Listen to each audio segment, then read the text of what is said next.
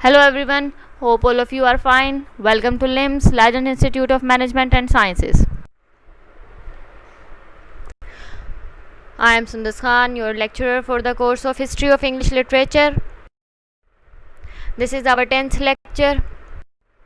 Okay, in this lecture we will discuss Saint Bede. Means मैंने आपको बहुत ज़्यादा 3-4 ऑलरेडी या 5 आई थिंक लिटरेरी फिगर्स हम जो हैं वो रीड कर चुके हैं. मैं आपको बता चुकी हूँ, उनके बारे में इंफॉर्मेशन दे चुकी हूँ, उनकी लाइफ, उनके वर्क्स, उनका स्टाइल ऑफ वर्क आप कह सकते हैं, या उनकी जो अचीवमेंट्स थी हमने उनके ऊपर बात की. आज हमने जो उनसे लिटरेरी फिगर के ऊपर बात करनी है जो कि मिडिवल एरा से बिलोंग करती है, दैट इज़ सेंट बीड.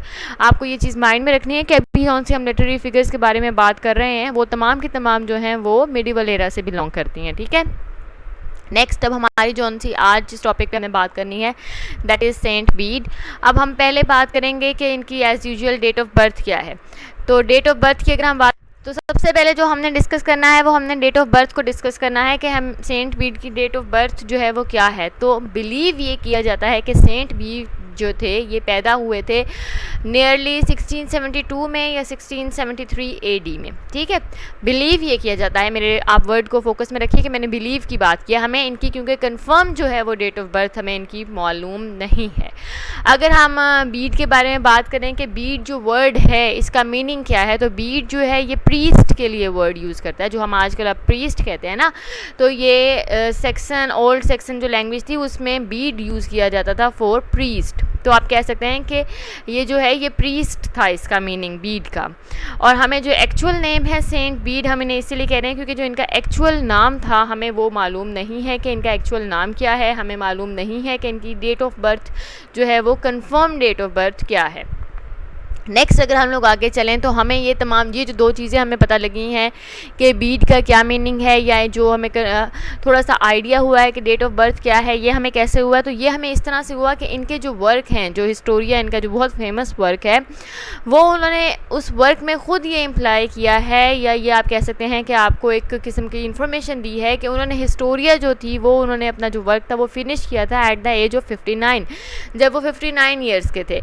और अगर हम देखें कि वो वर्क फिनिश हुआ कब है, उसकी उस वर्क की जो हिस्टोरिया है उसकी फिनिशिंग डेट क्या है, तो वो फिनिशिंग डेट थी अराउंड 731. तो इसीलिए हमने यहाँ से गैस लगाया है कि अगर 731 में हिस्टोरिया फिनिश हुआ और उस टाइम इनकी एज 59 थी सेंट बीड की, तो फिर हम लोग वहाँ से पीछे जाएंगे तो हमें अंदाज़ा हो जाता है कि या तो ये 672 में पैदा हुए हैं या 673 एडी में पैदा हुए हैं. ठीक है, बीड के पेरेंट्स से रिलेटेड हमारे पास कोई इन्फॉर्मेशन नहीं है और हमें ये भी नहीं पता कि ये नोबल बर्थ के थे या कॉमन बर्थ के थे या पीजेंट थे. हमें इसके बारे में कोई इन्फॉर्मेशन नहीं है. अगर हम एग्जैक्ट सिटी की बात करें या एग्जैक्ट प्लेस की बात करें जो इनकी बर्थ की है तो वो भी अननोन है हमारे लिए. लेकिन हम लोगों को इतना आइडिया है कि ये जो थे ये मॉडर्न सिटी जो है येरो उसके नॉर्दर्न इंग्लैंड में है ये, और ये वहाँ के उस रीजन से या आप कह सकते हैं उस इलाके में कहीं जो है वहाँ से बिलोंग करते थे. मॉडर्न सिटी ऑफ येरो जो है नॉर्दर्न इंग्लैंड में एक एरिया है, एक सिटी है, वहाँ के या वहाँ से बिलोंग करते थे सेंट बीड.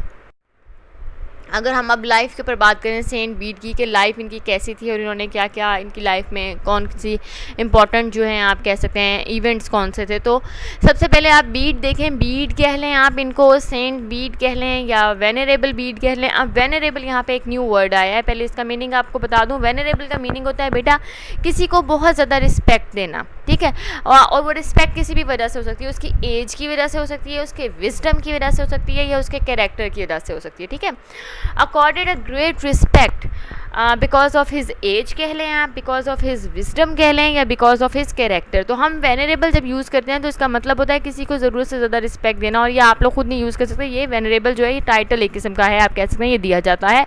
तो इनको venerable बीड भी कहा जाता है, और या कि फिर इनको कहा जाता था बीडा फ्रॉम लैटिन. ये लैटिन लैंग्वेज का लफ्ज़ है बीडा.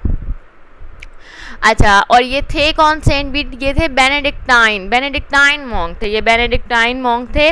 इसमें क्या होता है ये आपको पता है कि हम लोग जो हैं कैथोलिक या हम लोग क्रिश्चियंस की बात कर रहे हैं तो ये मोनास्टिक रिलीजियस ऑर्डर होता है कैथोलिक चर्च में. ठीक है, मोनास्टिक रिलीजियस ऑर्डर जो होता है ना कैथोलिक चर्च में, वहाँ पे ये मॉन्क थे, इसलिए हम इन्हें बेनेडिक्टाइन मॉन्क कह रहे हैं. और मोनास्टिक की अगर हम बात करें, मोनास्टिक क्या होता है? मोनास्टिक होता है कि जब आपको मॉन्क्स का पता है, जो चर्च में होते हैं, जो मॉन्क्स होते हैं, प्रीस्ट होते हैं, जो नन्स होती हैं, जिन्होंने रिलीजियस वो लिया होता है कि हम लोग अपनी लाइफ जो है वो रिलीजन के रिलेटेड गुजारेंगे और जो लाइफ की जो लग्जरीज़ हैं उनसे वो जो हैं वो दूर रहते हैं, तो वो होते हैं मोनास्टिक।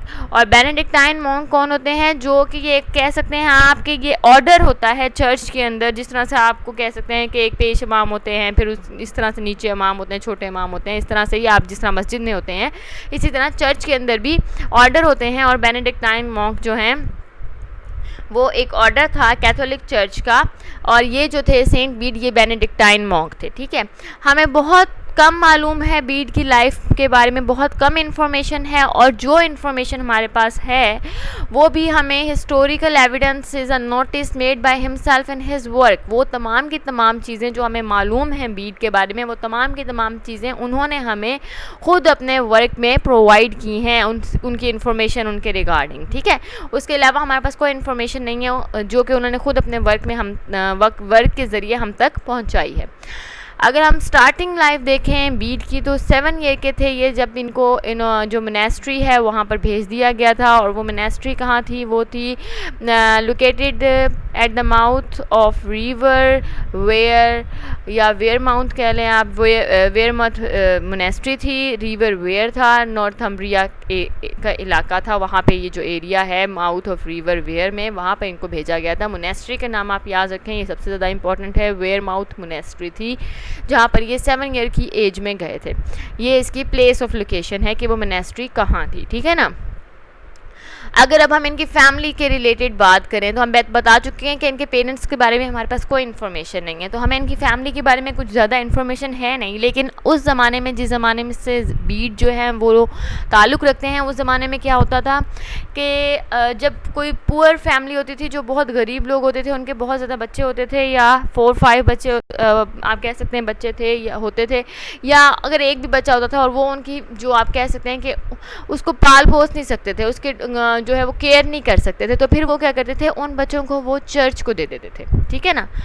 मीन्स के एक ऐसी फैमिली जो अपने बच्चों को पाल नहीं सकती, उसका ख्याल नहीं रख सकती, तो वो फैमिली जो होती थी अपने बच्चों को वो चर्च के हवाले कर देती थी। ठीक है, या तो अब हम लोगों का ये गैस है कि बीड एक ऐसी फैमिली से ताल्लुक़ रखता था, या फिर सेकंड गैस ये है कि ये जो थे एक हम्बल बर्थ थे, मतलब हम्बल इनकी नॉर्मल आप कह सकते हैं, या थोड़ी सी जो आप कह सकते हैं कि गरीब जो फैमिली है उससे ताल्लुक़ रखते थे।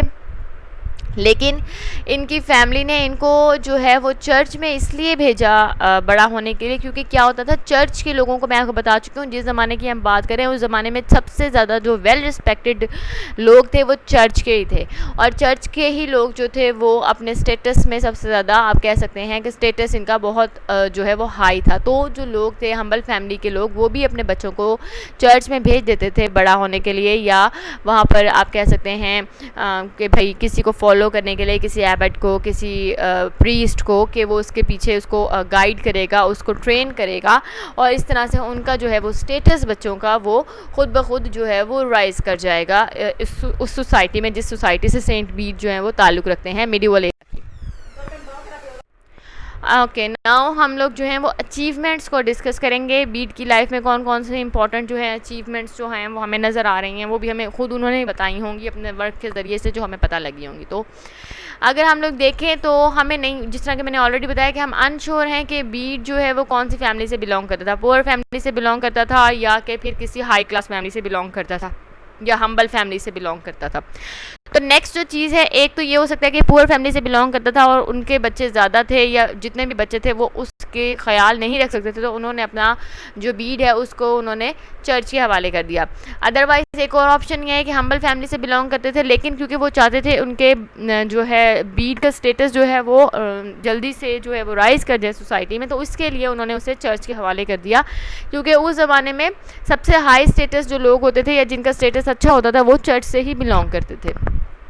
थर्ड ऑप्शन जो हमारे पास मौजूद है वो ये है कि हो सकता है कि उनकी फैमिली ने उनके अंदर कुछ स्पेशल चीज़ देखी हो, उन्हें लगा हुआ कोई स्पेशल बॉय हैं, और ये रियलाइज़ करने के बाद उन्होंने जो है चर्च के रिप्रेजेंटेटिव को जो है वो दे दिया। चर्च के रिप्रेजेंटेड जो होते हैं उन्होंने चर्च को रिप्रेजेंट करने के लिए अपना जो है वो बेटा दे दिया। Avenue for advancement, that only the church represented N Avenue for advancement, क्योंकि एडवांसमेंट या आप कह सकते हैं जो तरक्की होती थी वो सिर्फ और सिर्फ चर्च के ज़रिए बहुत जल्दी से हो सकती थी। तो उन्होंने नोटिस किया होगा, फैमिली ने बीट की कि ये कोई स्पेशल चीज़ है इसके अंदर, ये बहुत ज़्यादा इंटेलिजेंट है, और what ever it is means के इन तीनों ऑप्शन में से कोई एक ऑप्शन हो सकती है। हमें कंफर्म नहीं है क्योंकि हमारे पास इनसे रिलेटेड इतनी ज़्यादा इन्फॉर्मेशन मौजूद नहीं है। अगर हम देखें initially in the care of Abbott Benedict, पहले जब इनको मोनेस्ट्री में आए सेंट बीट, तो उस टाइम ये थे केयर में एबट बेनेडिक्ट की, और उसके बाद बीट जो है वो Bede's teaching was taken over by the Ceolfrith. उसके बाद पहले एबट बेनेडिक्ट इनकी ट्रेनिंग कर रहे थे, नेक्स्ट जो है इनकी टीचिंग जो थी वो क्लियोल्फर्थ जो थे उन्होंने ओवरटेक कर ली थी, और उसके बाद उन्होंने बीट को ट्रेन किया था, ठीक है। और इन्हीं के साथ क्लियोल्फर्थ के साथ ही बीट जो है वो मूव कर गए थे monasteries new twin house at Jarrow, दूसरी जगह पर, जो कि मोनेस्ट्री का न्यू ट्विन हाउस था, दूसरी आप मोनेस्ट्री कह सकते हैं, ट्विन मोनेस्ट्री कह सकते हैं, जो कि दूसरी प्लेस पर थी, दैट इज़ जैरो, और प्ले टाइम था 681 में, ठीक है। His scholarship and importance to Catholicism was recognized in 1899। अब ये जो चीज़ है, जो इनको एक स्कॉलरशिप मिली या जो स्कॉलरशिप इनके नाम से दी गई, और इम्पोर्टेंस जो तो इनको कैथोलिज्म के जरिए जो रिकॉग्नाइज़ किया गया कि इन्होंने क्या क्या काम किया है, इम्पोर्टेंस क्या है इनकी कैथोलिसिज्म में, इस रिलीजन में इन्होंने कौन कौन सी अचीवमेंट्स किए, काम किए हैं, वो रिकॉग्नाइज़ किए गए थे इन 1899 में। अब टाइम डिफरेंस देखें, ये जो है ये 681 की बात कर रही हूँ मैं, पहले जब ये दूसरी मोनेस्ट्री में मूव कर गए थे, और उसके बाद इनको जो रिकॉग्नाइज़ किया गया वो किया गया 1899 में कि इन्होंने बहुत काम किया है कैथोलिसिज्म में। अच्छा, अब जो नेक्स्ट चीज़ें हमने इनके बारे में करनी है वो ये है कि इनको डिक्लेयर किया गया था doctor of the church saint Bede as saint Bede the venerable, ठीक है। इनको हम लोग डॉक्टर ऑफ द चर्च भी कह सकते हैं या सेंट बीट द वेनरेबल भी कह सकते हैं। जिस तरह मैंने आपको कहा था कि वेनरेबल का जो मीनिंग होता है वो ज़रूर बहुत ज़्यादा रिस्पेक्ट होता है, और ड्यू टू कैरेक्टर, विजडम और यू कैन से एज, इन तीनों वजह से आप कह सकते हैं कि रिस्पेक्ट देना किसी को, ठीक है। तो इनको डिक्लेयर किया गया था कि या तो ये डॉक्टर ऑफ द चर्च हैं, या कि फिर इनको कहा गया था कि ये सेंट बीट द वेनरेबल हैं, ठीक है। और इसके अलावा इनको डिक्लेयर किया गया था एज आ सैंक्टस इन 1935। अब देखें इनकी एरा से जो इनको बाद में अचीवमेंट्स, इनको जो मीन्स के टाइटल्स जो दिए गए हैं वो कितना लेट दिए गए हैं। तो इनको एक तो डॉक्टर ऑफ द चर्च कहा गया, एक सेंट बीट द वेनरेबल कहा गया, और इसके अलावा इनको डिक्लेयर किया गया था सैंक्टस इन 1935। अब सैंक्टस का अगर हम मीनिंग देखें तो सैंक्टस होता है किसी को हॉली, कोई हॉली बीइंग, कोई बहुत ज़्यादा पाकीज़ा जिसे आप कह सकते हैं, उस तरह से इनको ये भी एक जो है आप नाम या टाइटल जो है कह सकते हैं सेंट बीट को दिया गया, और ये दिया गया 1935 में, ठीक है। ही is the only English man named a doctor of the church, और ये एक वाहिद एक ऐसे इंग्लिश आप कह सकते हैं आदमी हैं जिनको डॉक्टर ऑफ द चर्च का टाइटल या नेम जो है वो दिया गया है, ठीक है। उसके बाद अगर हम इनकी अचीवमेंट्स देखें, ये तो तमाम अचीवमेंट्स हो गए ना, इसके बाद हम देखें तो हमने इनको आपको बताया 7 ईयर्स की एज में ये जो है मोनेस्ट्री में चले गए थे, फिर ये पहले दूसरे एबट के बाद थे, देन ये क्लियोफर्ट्स के बाद अंडर ट्रेनिंग आ गए थे और उन्होंने इनको ट्रेन किया था, और उसके बाद ये ट्विन मोनेस्ट्री में मूव कर गए थे, ठीक है ना। अब उसके बाद क्या हुआ, ये डीकन बने थे इन हिज 19th ईयर। अब क्या होता है यहाँ पे मैं आपको एक चीज़ बताती जाऊँ कि डीकन भी एक आप कह सकते हैं मिनिस्टर होता है चर्च का, लेकिन ये रैंकिंग में प्रीस्ट से जो है वो इन्फीरियर होता है, ठीक है। पहले आप डीकन बनते हैं, देन आप प्रीस्ट बनते हैं, इस तरह मतलब रैंकिंग होती है ना हर चीज़ की। तो इस तरह से डीकन जो थी वो चर्च के डीकन बने थे जब ये 19 साल के थे, ठीक है। वरना डीकन जब बनते हैं तो उस ज़माने में डीकन किस एज में बना जाता था, 25 ईयर्स की एज में आपको डीकन जो है वो, बाकी तमाम जो डीकन थे वो 25 या 20 इस तरह की एज में, 25, 24 इस तरह की एज में बनते थे। तो ये जो थे ये 19th ईयर के थे जब इन्हें डीकन बने थे, ठीक है। नेक्स्ट क्या हुआ, जब ये 30th ईयर के हुए तो फिर उसके बाद इनको प्रीस्ट बना दिया गया था, ठीक है। प्रीस्ट बन गए ये, पहले ये डीकन बने जब ये 19th ईयर के थे, फिर ये प्रीस्ट बने ये जब ये 30 ईयर के थे, और उसके बाद ये प्रीस्ट रहे for the rest of his life, सारी ज़िंदगी ये प्रीस्ट ही रहे, ठीक है। ये याद रखना है आपने कि ये डीकन बने थे तो 19 ईयर्स के थे, जबकि उस ज़माने में 25 ईयर्स का जब तक इंसान नहीं होता था वो डीकन नहीं बनता था, ठीक है। ही डाइड ऑन वेंसडे 25 7:35, ये 7:35 में इनकी डेथ हो गई थी। 25 में 7:35 में वेंसडे को इनकी डेथ हुई थी। और इन्होंने अपनी सारी लाइफ किस चीज़ के लिए सर्व की या किस चीज़ में इन्होंने सारी इनकी प्रोमिनेंट एक्टिविटीज़ कौन सी थी, वो थी लर्निंग या टीचिंग एंड राइटिंग, ठीक है। किसी टीचिंग और राइटिंग जो है वो इनकी प्रोमिनेंट एक्टिविटीज़ रही हैं during his life. Okay, now हम लोग डिस्कस करेंगे वर्क्स। सेंट बीड के वर्क्स कौन कौन से हैं और कौन कौन से वर्क्स की वजह से सेंट बीड जो हैं वो फेमस हुए थे। तो सबसे पहले तो ये चीज़ माइंड में रखें कि हम सेंट बीड को जानते हैं कि वो हम सेंट बीड को एज एन ऑथर भी जानते हैं और एंड एज अ स्कॉलर भी। इन दोनों हम जो हैं वो चीज़ों से सेंट बीड को जानते हैं कि सेंट बीड जो थे बहुत ही वेल नोन ऑथर भी थे और बहुत ही वेल नोन स्कॉलर भी थे, ठीक है। अगर हम इनके मोस्ट फेमस वर्क की बात करें कि इनका मोस्ट फेमस वर्क कौन सा है, तो वो है हिस्टोरिया। जिस तरह मैंने आपको पहले भी बताया कि हमें जितनी भी इन्फॉर्मेशन मिली है इनसे वो इन्होंने खुद ही हमें प्रोवाइड की थी अपने वर्क में जो था हिस्टोरिया, ठीक है। तो इनका जो मोस्ट फेमस वर्क है वो है हिस्टोरिया एक्लीसियास्टिका जेंटिस एंग्लोरम, ठीक है। और अगर इसका इंग्लिश नाम देखें तो एक्लीसियास्टिकल हिस्ट्री ऑफ इंग्लिश पीपल है, जो कि जिस वर्क की वजह से इनको टाइटल मिला था फादर ऑफ इंग्लिश हिस्ट्री, ठीक है। फादर ऑफ इंग्लिश हिस्ट्री इनका टाइटल है और वो इनको मिला था अपने इस वर्क की वजह से जो है हिस्टोरिया, ठीक है। अगर नेक्स्ट देखें तो 1899 में बीड को डॉक्टर बनाया गया था ऑफ चर्च, और बनाया किसने था, लियो 8 ने। और ये पोजीशन है थियोलॉजिकल सिग्निफिकेंस की। He is the only native of great Britain to achieve this designation. ये मैं आपको पहले बता चुकी हूँ कि ये वो पोजीशन है जो कि वाहिद जो हैं वो बीड हैं, वो आप कह सकते हैं इंग्लिश मैन और ब्रिटेन या जो ग्रेट ब्रिटेन से जो नेटिव जो है उनके वो वाहिद इंसान हैं सेंट बीड। अब आप उन्हें इंग्लिश मैन कहें या नेटिव ब्रिटेन कह लें, जिन्होंने ये जो डॉक्टर ऑफ द चर्च का जो एक टाइटल है वो उन्हें मिला, ठीक। अब इसके अंदर हमने बात की है थियोलॉजिकल सिग्निफिकेंस बहुत थी इस पोजीशन की, जो पोजीशन बीड को भी दी। थियोलॉजिकल अगर हम बात करें, थियोलॉजी क्या होती है, थियोलॉजी होती है बेटा study of nature of God और रिलीजियस बिलीव्स। तो आप कह सकते हैं स्टडी ऑफ रिलीजन कह सकते हैं, जो वो होती है थियोलॉजी। अगर हम देखें तो almost everything that is none of beads life is contained in the last chapter of his Historia. वही बात आ गई कि इन्होंने हर चीज़ जो हमें मालूम है आज, जो चीज़ें मैं आपको बता रही हूँ ये तमाम चीज़ें इन्होंने खुद ही हमें बताई हैं अपने वर्क में, और वो वर्क है हिस्टोरिया एक्लेसियास्टिका, ठीक है। ये चीज़ आपने माइंड में रखनी है अपने। कंट्रीब्यूशन देखें तो उन्होंने किस किस तरह से कंट्रीब्यूट किया है इंग्लिश लिटरेचर के अंदर।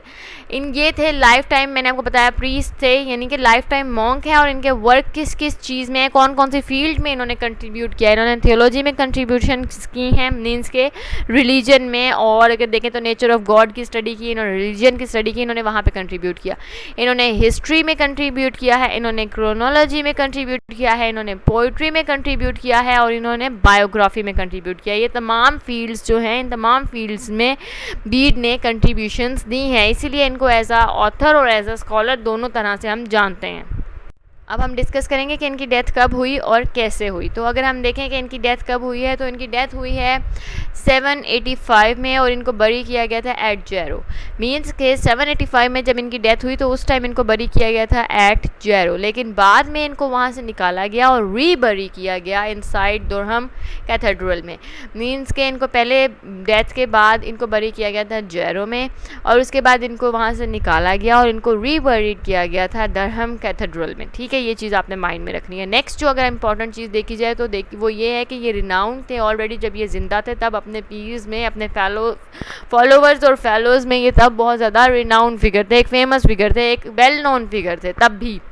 लेकिन अब इनको हम रिगार्ड करते हैं as the greatest and most multi talented scholar of the early medieval era की बात कर लें या इंटायर मिडिवल एरा।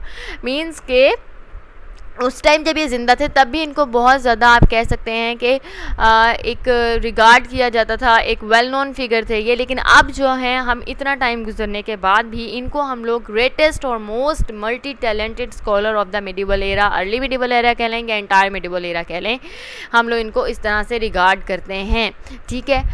अगर अब हम देखें तो बीड वॉज सेंटेड इन 1899, इनको 1899 में सेंट किया गया था, सेंट बनाया गया था और या सेंट का टाइटल दिया गया था।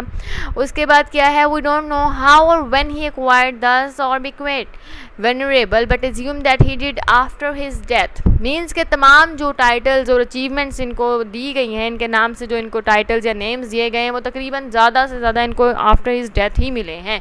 जिस तरह के यहाँ पे इनको सेंटेड किया गया था 1899 में, और उसके बाद वनरेबल का जो टाइटल इनको दिया गया, जो मोस्ट रिस्पेक्टेड पर्सन या मोस्ट रिस्पेक्टेड या रिस्पेक्टफुल रिस्पेक्ट का एक जो टाइटल इनको दिया गया था, वो भी इनको एज्यूम किया जाता है कि इनकी डेथ के बाद ही मिला, क्योंकि हमें नहीं मालूम हुआ इनके वर्क्स में से जो इन्होंने इन्फॉर्मेशन हमें प्रोवाइड की, उससे हमें मालूम नहीं हुआ कि इनको कब और कैसे जो है इन्होंने ये निक नेम, सो ऑर्बिक्वेंट का मतलब होता है निक नेम, ये निक नेम वेनरेबल बीड जो है ये इनको कब और कैसे मिला, तो वो भी हमें इसके बारे में इन्फॉर्मेशन नहीं है। तो एज्यूम ये किया जाता है, सोचा ये जाता है, ख्याल ये किया जाता है कि ये टाइटल भी इनको इनकी डेथ के बाद ही दिया गया।